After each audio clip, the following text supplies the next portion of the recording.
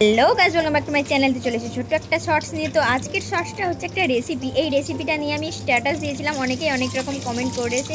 তো আসলে কি এটা রেসিপি সেটা তোমরা চলো দেখে নাও।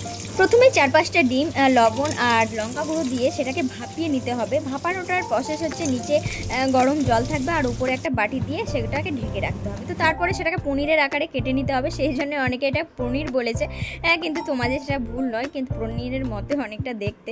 তো তারপরে সেগুলোকে এক এক করে ভেজে নিতে হবে। তারপরে দেখতেই পাচ্ছ আলু, পটল আর পেঁপেটা মাস্ট দিতে হবে, কারণ আমার মা দিয়েছে, সেই জন্য পেঁপেটা দিতে হবে। কিন্তু তোমাদের ইচ্ছা অনুযায়ী সবজিগুলো দিতে পারো, ফুলকপিও ছিল। তারপর দেখতেই পাচ্ছ মায়ের ভাত রান্না হয়ে গিয়েছে, আর এদিকে আমি আলু, পটল, পেঁপে এগুলোকে আর ফুলকপিও আছে সেগুলোকে ভাজছিলাম। তো দেখতেই পাচ্ছ ভেজে নিয়ে তারপরে দেখতেই পাচ্ছ যে এইরকম কি মশলা দিয়েছিলাম।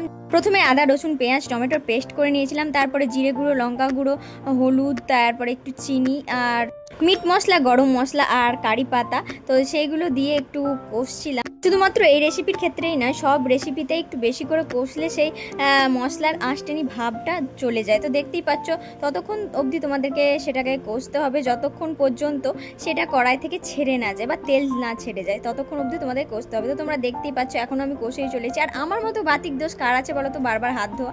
তো দেখতেই পাচ্ছ গরমে ঘেমে নিয়ে আমি একাকার হয়ে গিয়েছি, মাদের যে কি কষ্ট হয় সেটা আমি বুঝতে পারছি। তারপরে একটু ছ্যাঁত করে আমি জল দিয়ে দিয়েছি, কারণ দেখতেই পাচ্ছ একটু গরমে একটু জলের স্পর্শ পেলে সবারই ভালো লাগে, সে রান্না হোক বা মানুষ। তারপরে সেই তরকারিটায় পরিমাণ মতো জল দিয়ে তারপরে এই ভেজে রাখা ডিম পনিরগুলো ছেড়ে দিতে হবে। আমি কিন্তু একটা জিনিসও নষ্ট করি না, এইটুকু জিনিসও আমি সেই কড়াইয়ে দেবো। তো তোমরা আমার মতো কে কে করো নিচে কমেন্টে জানাও। তো দেখতে তো ভালোই লাগছে, খেতে কেমন হবে জানার জন্য একটু টেস্ট করে দেখছি লবণ কম। তারপরে দেখতে পাচ্ছি আবার একটু লবণ দিয়ে দিয়েছিলাম। তো দেখতে পাচ্ছ আমি প্রথমেই একটু লবণ কমই দিই, কারণ বেশি হয়ে গেলে সেটা ম্যানেজ করা যায় না, কিন্তু কম হলে তো ম্যানেজ করা যায়, তাই না? কাটা ঘায়ে আমি নুনের ছেটা দিতে অতটাও পছন্দ করি না। তো তোমরা আমার মতো কে কে আছো নিচে কমেন্টে জানাও তো দেখি।